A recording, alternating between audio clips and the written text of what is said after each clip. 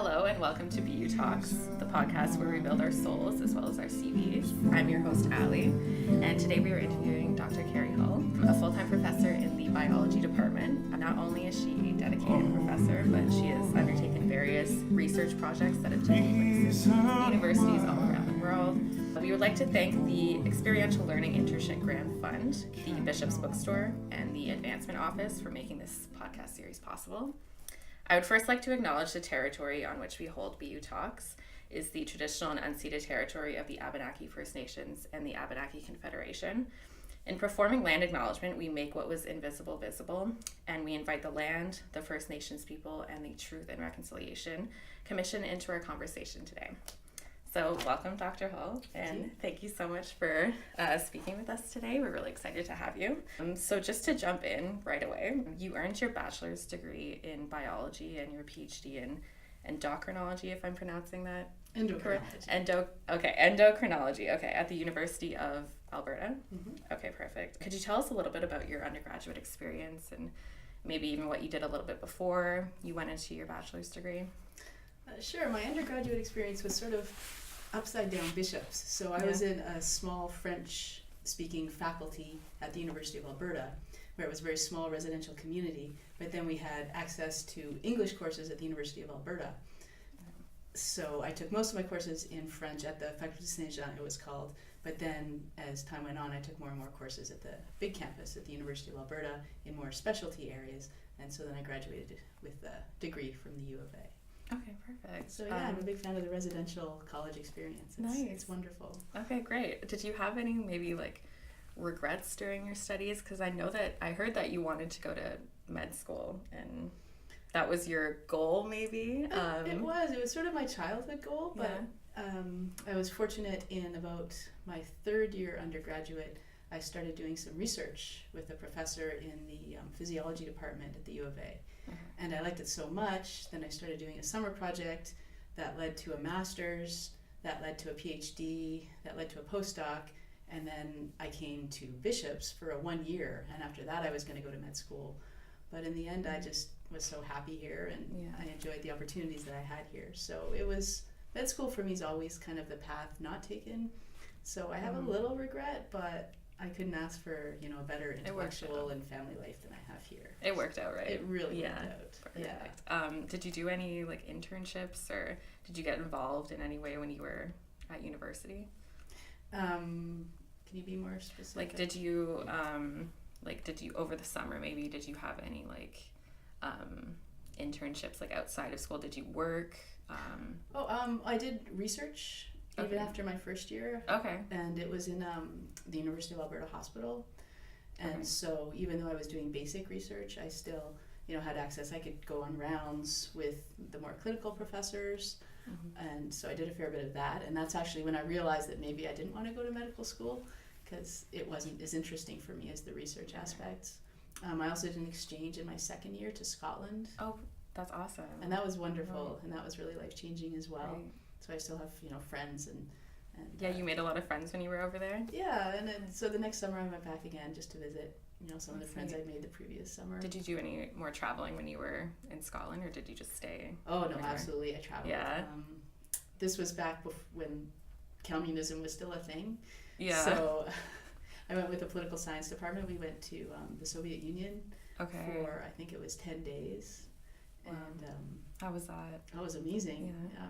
Because it was just when communism was starting to break down, so there was a flourishing black market, and so we experienced what it's like to sort of deal with the black market. We visited a family and with young people same ages of our own who were still living with their parents, and we got to find out about some of the challenges that they were facing. We ate ice cream in -30. We went to the Bolshoi Ballet. Great. It was excellent. We went to Greece. I backpacked around Europe. That must have been a lot warmer though. Yeah, except we didn't realize how badly you can get sunburnt even when it's cloudy. Oh really? Yeah. Oh god. Yeah, that was interesting. Yeah. I wouldn't be able to handle it either. That was another form of experiential learning. Of course, yeah. Now you know. Now you know for future reference. So another question we have here is, how and why did you choose to come to Bishop's University, and what made you stay at this institution for as long as you have? Well, what made me come was an article on a cork board at the University of Alberta saying they were looking for a geneticist. And I'm not a geneticist, but I was kind of applying for jobs anyway. And then they hired me because the person they originally hired for the job backed out at the last minute. So they were kind of desperate. So I came and I taught here for a year, and then the physiologist left. And so they asked if I wanted to stay full time. And by that point, I had already integrated into the community. You know, I was amazed at how amazing it is to have friends in different departments. Mm-hmm. Like at big institutions, you just hang out with other physiologists. Like, I didn't even know, you know, other types of scientists.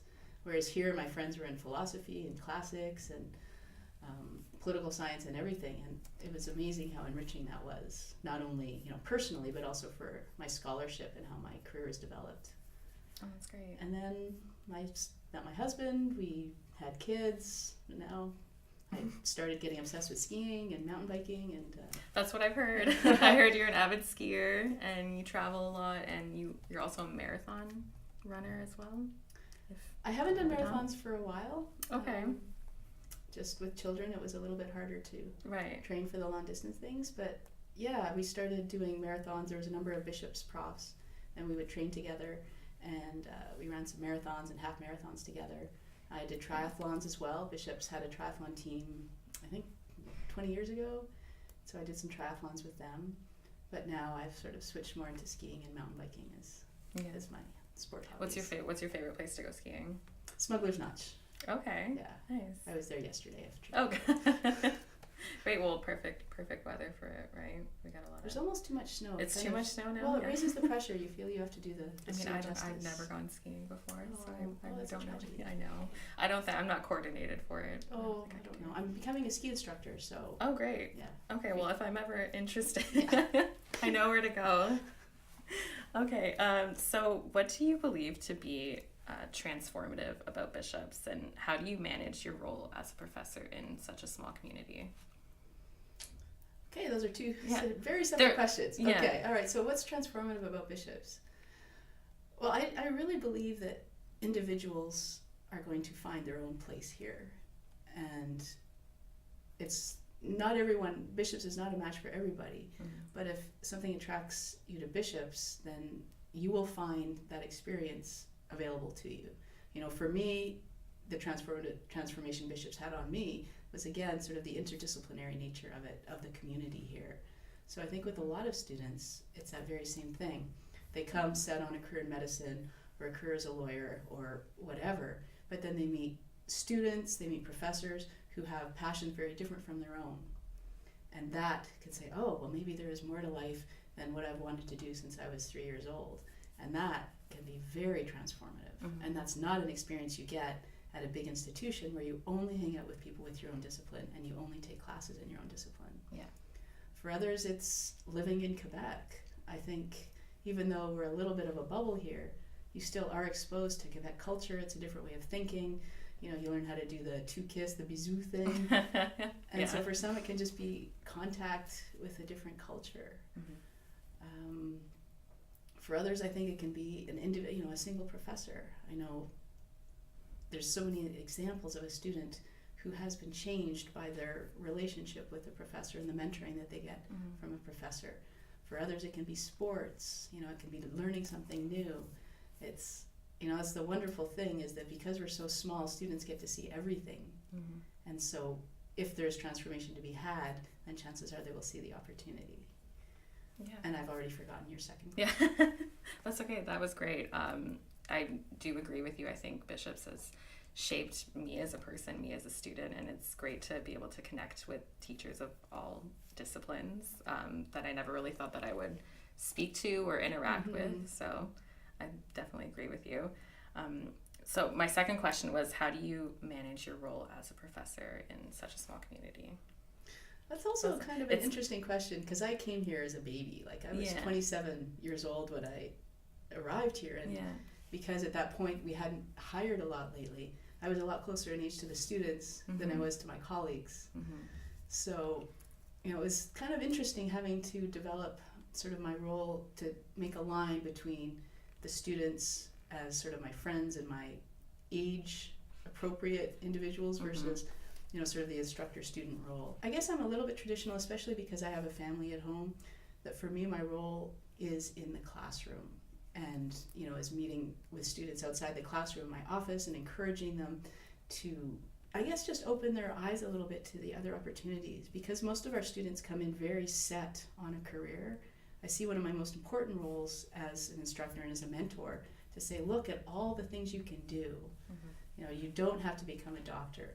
And it's been wonderful to see students who have become doctors and they're fulfilled, and I love hearing from them again.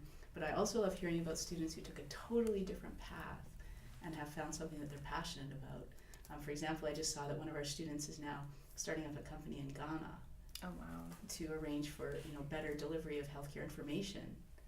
And that's amazing. So it's it's just wonderful, the opportunities, and I think that came because she was able to take different courses, to interact with different people, and see that there was a whole world out there for her.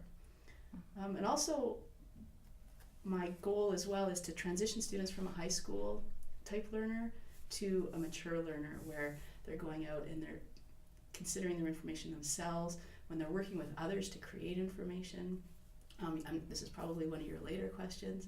Maybe, yeah. Yeah, but a lot of the stuff I do in the classroom is basically to transition students away from being passive recipients of knowledge to individuals who can create, who can transform knowledge into something, greater. Yeah, definitely. I think that a lot of students come here and they try out different things just because the opportunity is there for them, and they end up taking a whole different path than they had started out with. So I think that's awesome if Bishops can provide that to students. Also, I was just wondering how different was it here at Bishops when you had first started to where you are now? How did you kind of transition into working here, and I guess just finding your way and kind of building your own building my place here? Yeah, building your place here. Was it overwhelming when you got here at first, or? It was such a welcoming community. Yeah. Usually it takes a while to work yourself into a new community and find your space here. But within a year, I had a wonderful group of colleagues, and we'd, run together. We would, go bowling together. We would, go run marathons together. So it was a lot easier than I anticipated, and it was much easier than I encountered in any other community before. And the students as well, they were tremendously welcoming and understanding. In my first year, I had a concussion. I had a bike accident driving down Clough, I think it was. Okay. And so I was in the hospital for a concussion. And at this point, I think I'd been here for a month. And so I didn't know anybody. And I remember the ambulance worker saying to me, can I call somebody? And I was like, non, y a personne, there's nobody. But then later that day, another professor came and picked me up from the hospital, took me to their house, and basically put me up for a week. Oh, wow. Until, I'd gotten over the concussion. That's so, sweet.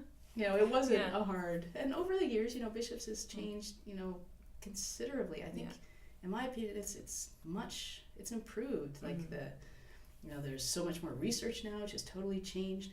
The feeling of the place. Professors are super engaged. It's definitely changing, and I found my place, I guess, by just doing what I want to do instead of. Bishops is a place where I know it's true for students, but it's also true for faculty. We have enormous freedom in pursuing what we truly are passionate about, which I think is much more productive than having someone say, okay, you must produce 3 papers this year and get 2 grants. Yeah, definitely. Okay. Well, another question that I have here, I think you kind of already answered it a little bit, but I have, how do you build social and emotional intelligence into your classroom? Well, I do a lot of group work. Yeah. I'm a huge believer in the fact that students have to learn to talk to each other in a different way. And so something that I've always enjoyed doing here is I like to have classes where science students and non-science students mix, and where they have to work together and they have to communicate their strengths to each other. And so I do a lot of what's called POGL, which is a long name, but it's process-oriented guided inquiry learning. Okay. And the whole point is that the content is important, but also the skills that students develop is equally important. And so basically each student will have a role. Say one student is going to be the manager, another student the reader, another student is going to be the recorder. And that giving students a role sort of gives them confidence to work in a group together. And it's fun to watch over the semester as these roles kind of become internalized into them. And so I see students doing things like making sure that every student is heard in the group, including the shy ones.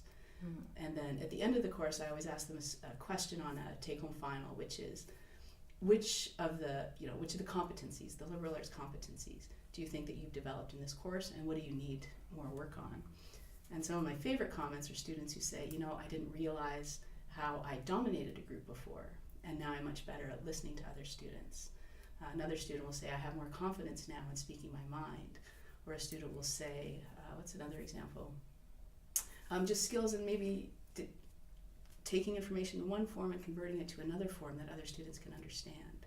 So I do think that is part of my job, is actually fostering the development really of students working together. And a way I can get students to sort of buy in a little bit is we do this exercise where they evaluate curriculum vitae as if they were hiring somebody for a job. Okay. And they all pick things like, I want someone who can work with others, even if they don't like that other person. I want someone who can communicate well. And then at the end I say, why didn't any of you say GPA? And they go, right, I do have to develop these skills. Yeah. And students kind of they think that you either are or not good at those things, but just like any other skill, they can be developed. And there's a lot of literature and research out there showing how, as instructors, we can encourage that growth. Okay, great.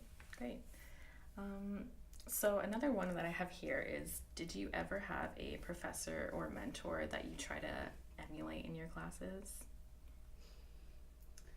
Well, back when I was a student, it was kind of old school traditional lecturing all the time, where you're in a huge auditorium, the instructor speaks and you listen. So for many years I did the same approach, but now I've sort of transitioned how I teach. So now I learn more from, I guess, my colleagues. Some of the people I do my pedagogical research with, I've gone to workshops with them and I've watched how they teach and how they are good at involving, getting students to work together, how they're able to keep control of a classroom that's still chaotic. So, I've had some excellent mentors for content, for research, but for teaching, I've actually had to turn more to my colleagues now. Yeah. No, that's understandable. Yeah. Could you speak a little bit about the significance of the psychological health and well-being research cluster here at Bishops? Because you are a part of, you're an associate member of it. Yeah. So yeah, could you maybe just speak about it a little bit, maybe explain what it is and kind of what you do? Sure. Yeah. So the cluster is basically just a grouping of researchers under a chair who is really concentrating on doing research as their primary goal.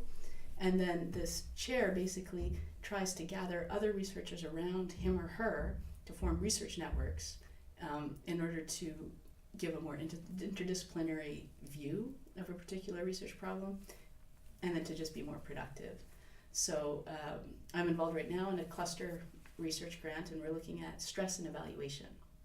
So for me, I've done a lot of research in pedagogy. I have some colleagues who have done a lot of work in stress, and so we were at a cluster meeting. We're like, well, let's do a research project that brings together our two interests. So we're basically looking at what are some different ways that we can make evaluations still indicative of your performance, but at the same time less anxiety provoking. So the cluster is sort of producing those sorts of interdisciplinary interactions.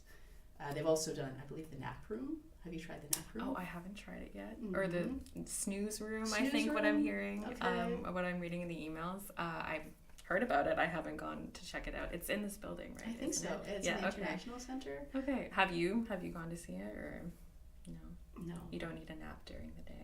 I have an office that closes. That is true. Which is very handy.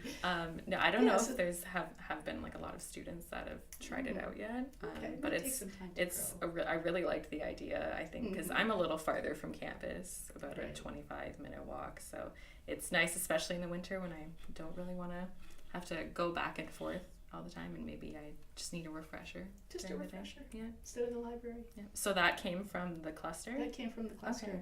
So we have an excellent coordinator right now, which is Wade. Okay. And he's wonderful at just making it easier for us to do research. Right. And making it easier and fostering connections between different researchers. And the cluster is also great at making links between the university and the community. So they do a lot of outreach with the community to bring what we're doing here to sort of the users and those who will benefit. So the cluster is really being a leader as well in what's called knowledge mobilization, which is involving the users of the research and not only the planning of the research, but as well making sure that they receive the research and then that they can use it to change their lives. Okay. Well, my next question kind of leads into a little bit what you were saying, because I know that stress is a huge factor for students, especially when they're at university studying, and finding a good way to cope is difficult a lot of the time, and it can be really overwhelming. So how can students, in your opinion, reduce stress levels or find certain coping mechanisms that can help their mental and physical well-being while studying at the same time? Yeah, it's a big question. It's a big question. I can tell you what I do to deal with stress myself. That might help. I mean, me personally, I've found my own mechanisms through other people and what they've told me, and kind of trying out different ways to calm me down and reduce any anxiety that I'm having. So it could help. Your coping mechanisms could help other. I exercise a lot. I sometimes go to CrossFit, and sometimes I find heavy metal music can be very effective. Right. So it depends. There's the kind of lifestyle aspects of things that I think we hear a lot about. But I think there's also stuff that we can do academic-wise to really decrease our stress. I'm a big believer in being a thoughtful studier. So in thinking, basically planning how you're going to study, making sure that you're studying the most effective way, because there's tons of research out there.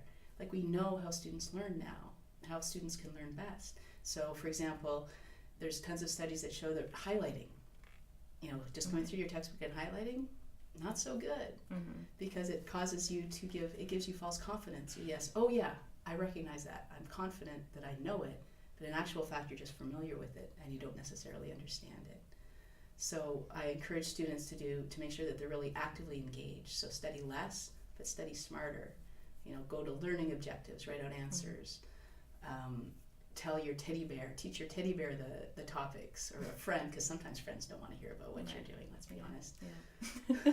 At times, yeah. I'd say. And we offer strategies. There's various talks on how to study smart, and I think students maybe think that studying as they did in the past is still going to work. But sometimes it's actually their study habits that are contributing to their stress. And that's kind of a fixable problem.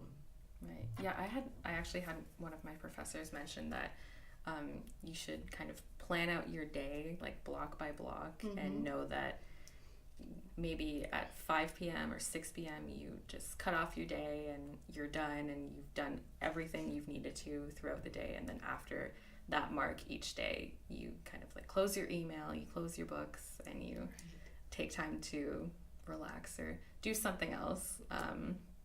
And he actually mentioned that at the beginning of the semester, and I've been trying to incorporate that myself, and it is quite difficult just because I feel like I need to be working all the time. But maybe you're an evening worker, right? So maybe you need to take your break from 10 to 12. Yeah, maybe. Yeah, it could be during the day. I tend to work a lot at night as well, and I think that's a student circadian rhythm thing. It's kind of like a 24/7 thing for students as well. They kind of don't really know when to turn off and just take a step back. So turning off the cell phone is a really good thing. So I actually, in my classes, I don't allow students to use their phones. Okay. Because even being able to focus on something other than your phone for a while, it can help. Yeah, I think that's a good initiative as well.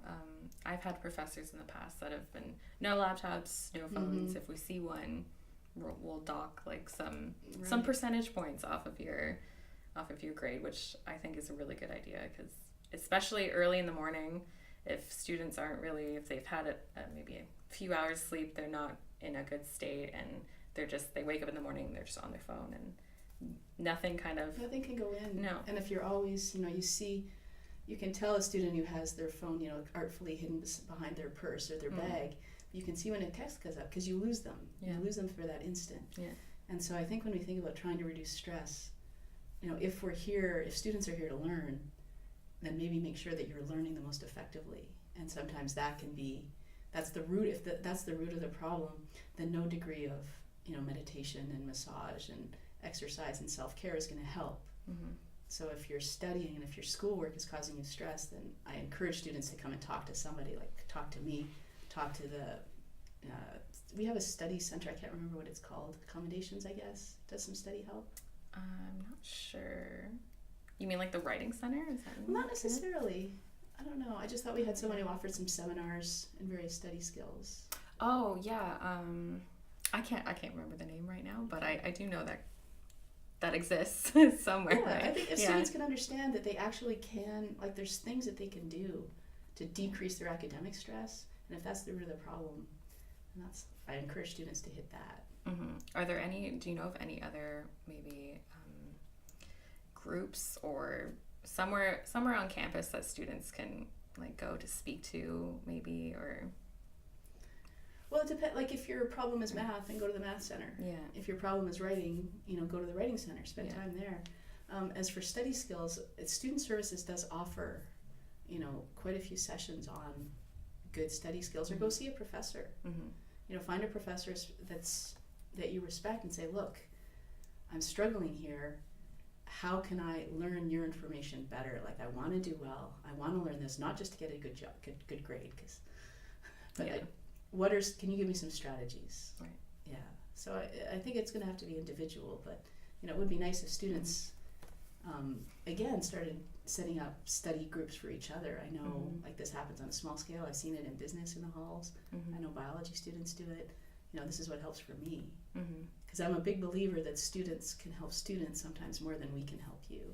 Yeah, I do think, as to add on to what you had said before, I think it's really nice to be here at Bishop's too and have that kind of connection with your professors and feel comfortable to go speak to them about any issues that you're like any student is having, and it's nice to be able to speak to them and kind of get their advice, because that's not always available to students at every other university, right?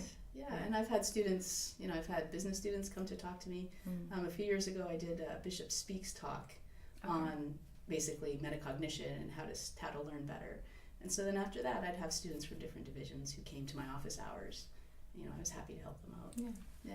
That's really nice to have. It's really nice for students to know that all professors are open for them to come see them. And there's professors in every division who I know personally who are so willing, and I've helped so many students, but the student has to actually go and ask for help. Right. We're not going to come out and grab you and pull you in and say, you need to study better. Yeah. You're adults now, and so we have to treat you as adults. Definitely. Okay. I had a couple questions about your research, because I've tried to look into a little of what you've been doing, but unfortunately I don't know that much about like biology and science. I'm not very like science oriented, I guess you could say, but I read a little bit about your recent publications kind of dealing with growth hormone and reproduction, along with like some recent reviews as well. So could you maybe touch base on a little bit of your research that you did in that subject and its role in reproduction and on various factors like fertility and everything? Maybe just a really quick overview of what you've been researching. Sure. Yeah. So my PhD was looking at, and my postdoc was looking at growth hormone. Excuse me, and roles of growth hormone that are kind of non-traditional, not related to growth. Okay. So we looked at, for example, what growth hormone does to your fertility, and how if you don't have enough growth hormone, your fertility can be a little bit low. But at the same time, if you give someone too much growth hormone, there can be a tendency to have tissues grow too large, and that's not something you want either. So and I also was looking at hormones that regulate calcium metabolism in your blood. Again, too high, too low, not good. And we were looking at different species to try to find out, again, different roles for the hormones that control calcium. What else do they do? But I haven't done growth hormone research for probably 10 years, 15 years now. Okay. So now my research actually centers in the classroom and how we can get students to learn better. So I publish more in education research journals, different activities that I've done in the classroom that have worked well for me. I publish them so other instructors can use them. I also research different techniques, for example, concept mapping. How well does the information that students learn by concept mapping transfer to other types of learning? So basically just adding to the literature on how students learn and how we can teach them better, how we can develop these process skills that we talked about, like teamwork and, social intelligence. So right now that's kind of my research focus. Okay, great. Because I know that you did a bit of research in other countries. You'd gone to New Zealand and the UK. Is there any other country that you want to visit in the future, or another university that you would like to conduct research in? Or? Well, right now I'm working a lot with instructors in the States. Okay. And so I went to Kentucky a couple of weeks ago, and we did some professional development in a junior college to basically see, okay, where are these instructors? How can we help them teach their students? And they have a very diverse population. A lot of mature students, a lot of military individuals, a lot of single parents. And so basically it's not exciting, but right now what I'm enjoying doing is visiting different junior colleges and try to think about how we can take the methods that we've tested, in predominantly Caucasian young populations, how well do these methods work for all these other learners? And this is where, all of our nurses are coming from, for example. And so for places, let me think. I think I'm going to go to Oregon next year, and that's going to be fun. Okay, nice. Lots of microbreweries. Okay. Which is good. Lots of mountain biking. Great. Yeah, so mostly I'm just focusing on North America because I traveled a lot when I was younger. I went to Israel for research, in India. Oh, really? Spent a lot of time in Great Britain because I had collaborators there. How does each country is completely different. Did you have to kind of approach your research differently in each country that you were in, and were you doing different things? Well, bench research, where you're actually in the lab doing stuff, it's the same wherever you go. You can walk into a lab, you're going to pick up the same equipment, and you're going to do exactly the same things. It's just in lesser developed countries, you're going to have less, bells and whistles, but it's pretty much the same thing. So that's why researchers can travel so easily, because English is the language, and you can just take yourself from one lab bench and you put yourself in another lab bench. You do your research, but then you still have this wonderful culture all around. And so that's what the great things that having a research career did for me. Spending time in Israel, and Israel was fascinating. Yeah, could you talk a little bit more about Israel and what you did when you were there? And it was more just a conference and visiting some labs, but then we did tour around a little bit, and it was just, the culture is just so different there because, being a professional, we're so safe here, and there, you're taking a bus somewhere and there's, 18-year-olds with giant machine guns falling asleep with their head on your shoulder. It's a siege mentality, so people are not very patient, for instance. They're not as polite as Canadians we would expect. Right. But at the same time, they're very to the point. And so that was interesting. And then in India, that was probably the biggest culture shock I've ever had. And we were lucky that we were visiting with people who lived there, with locals. So they would take us out, for meals. They would take us shopping, to buy, clothing. And what we take for granted here compared to what they have there, 11-year-old boy, we made friends with an 11-year-old boy, and he so wanted to go to school, but he had to spend his day begging, and he had a guru, and it was just, changes your life to travel. And so I hope all Bishop students do take advantage of, the best fund, or, Bishop students are so lucky in the opportunities they have for student travel. Definitely. And really experiencing the culture, not just being a tourist. I really support the exchange program too here. I went on exchange myself. I went to the UK. I have quite a few friends. The University of Hertfordshire, if I'm pronouncing that correctly. I think I get it wrong every time. It's tricky. It's about 20 minutes north of London, it was nice because I was out of the city.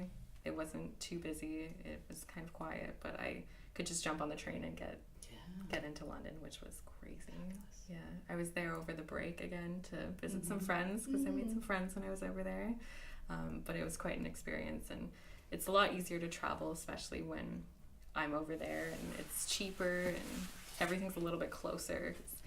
I can't even travel across Canada because I don't have the money for it, or it's just a little too far for me. So it was nice being over there and having that many opportunities. And so many cultures packed close together. Yeah.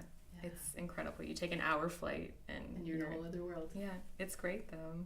Yeah, I really liked it. Where were you in the UK when you were? I was in Dundee, in Scotland. Okay. But I had a friend who was on exchange in Leeds, so I hung out with her a lot. And we went down to London quite a bit. Yeah, that I was going back and forth between the school that I went to in Leeds, because that's one of the partner universities with Bishops. So I think it's great because I think they're trying to expand their partner universities as well to get a little bit more opportunity for the students, which is really nice. And I know a lot of people that are gone right now, and I think it's nice to have that opportunity as well. I hope a lot of students can do it. So. Absolutely. Yeah. Okay, so I have one of the main questions that we ask all of the professors that we speak to is, how can students look to build their souls rather than their CVs? It's a kind of a big question, and I think by being open to relationships with people that you don't instantly match with. If I think, over my past, some of the most richest relationships I've had that have built my soul, and I do believe, building your soul is something that you can often do. It's the interactions with other people that have built my soul, so to speak. And often it's individuals who at first glance was not someone who was compatible with me. And so I think at Bishops, because you're packed together for 4 years, you get to know people and you can take time to develop relationships and just to be open to developing relationships with someone who is different than you. And I think that can be very enriching. Again, we've talked about taking classes outside your discipline. Like, what builds an individual's soul can be learning about astronomy, can be taking a religion course, can be taking a classics course. One of the ways that I've built my soul here is by talking to humanities professors and going for long runs and discussing, Nietzsche and Kierkegaard and, some of the great thinkers of the past who have had the time, who have had entire lifespans to really focus on building their soul and really grappling with these things. So I think taking some humanities, even if you're in business or science, something hard that challenges you that still you're passionate about.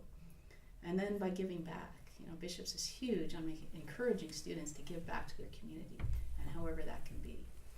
So I'm on the BEST, I'm involved a little bit in the BEST project, and it's wonderful to see how these students do, give back, in the projects that they do, and then as they bring their projects back to Bishops. Could you speak a little bit about the BEST Fund and how that works for students? For students? Yeah. Well, basically, students can come up with a project that they would like to do that's experiential.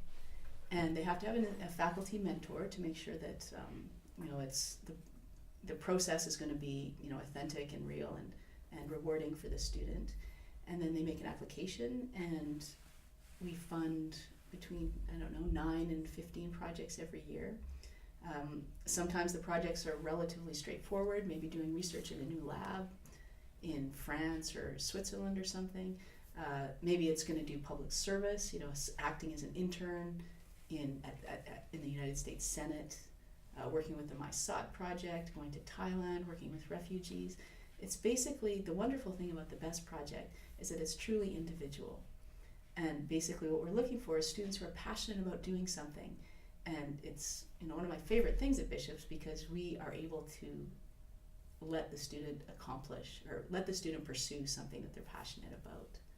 So we would like to see more applications. So I'm hoping that next year a lot more students will find something they want to do, invest in getting a mentor and filling out an application, and hopefully then they'll be able to do something that can be transformative for them. I don't know if you know any students who have done a BEST project. I actually had a friend that went to Thailand, and I'm assuming it was the MASOT project. That's the one. Well, there's MASOT, and then we have students who will go and sort of work in a peripheral. On the BEST. Okay, I'm pretty sure he was in the MASOT project, and he said it was an incredible experience, and I'm pretty sure he went back after and did more work. And it's nice because I guess it gives students this opportunity to go somewhere they've never been before and do something that they're really passionate about, but it also opens their eyes and kind of makes them a little bit more comfortable about maybe going back or going somewhere else, and gives them a little bit more confidence in what they can do and achieve. So, and it can be extremely effective for helping students to decide what careers for them. We have students who go on because it's supposed to be related to your career aspirations as well. We have students who come back and say, well, that taught me that I'm not going to have to change my mind. And then we have students who come back who are even more passionate about what they wanted to do. So it's also important to start closing some doors as students as well, right? To decide, okay, this is something I wanted to do, but for such and such a reason, I don't think I want to do that anymore. And that's really hard, and I think that's part of that process as well. Yeah, because that's what I did. Yeah. And I think that's a big part of the stress of undergraduates is you've lived your life, and as parents we tell you everything is possible, you can be whatever you want. And then undergraduate you have to start saying, okay, I can't be that, I can't be that, I can't be that. And that's not easy. That's not easy for any of us. Yeah, I think it's a little overwhelming for students just to actually say no to something and be like, and just kind of focus. It's hard because we're a little all over the place sometimes, and we want to do so many things at once, but we don't have the time or the energy to. So I think it's nice, especially here at Bishop's, that you can do so many things and try it out once, maybe just for one semester in a short period of time, and that helps you kind of navigate through and it's okay to say no. Just because you start something, you obviously fulfill your commitment, but then it's okay to say, you know what, I'm so done with that, and to stop it. And I know sometimes when we start things we think we have to do them forever. I know I'm like that, and my kids are like that. I'm like, no, let's ditch the speed skating. Whatever. Yeah, I think it's difficult for students to say no, and because they think that that's kind of their mentality, is to just do it well and get it done, and it's hard. Yeah, I mean, it's hard and to build a CV. Exactly. Right? it's hard to build our souls as well as our CVs. But I think I think those things should be together. Yeah. The older I get, the more I don't do things I don't want to do, because I trust my instincts that if it doesn't feel authentic to me, then it is not going to build my soul, but also it's not going to effectively build my CV. So that's, for instance, why I stopped doing bench research, because I realized I was just going through the motions. So I wasn't being very effective as a researcher, but also it was not good for my soul. So that's why I switched to pedagogical research, to education research, because I love it, and also I'm much more effective. So that's what I always tell my students, don't do something because you think it's going to look good on your med school application, because at the interview it's going to come out. And we always evaluate students based on their authenticity. So if something's building your CV and it's not building your soul, then chances are it's not the right thing for you, and it's not going to do you either. Right, definitely. Okay, well, I think that about covers it. So I just want to say thank you so much for being on the podcast with us, and we got to know you a little bit better, and you gave some insight into what you do, maybe a little bit of advice for students as well, that we really appreciate. So thank you so much. So yeah, thank you for listening.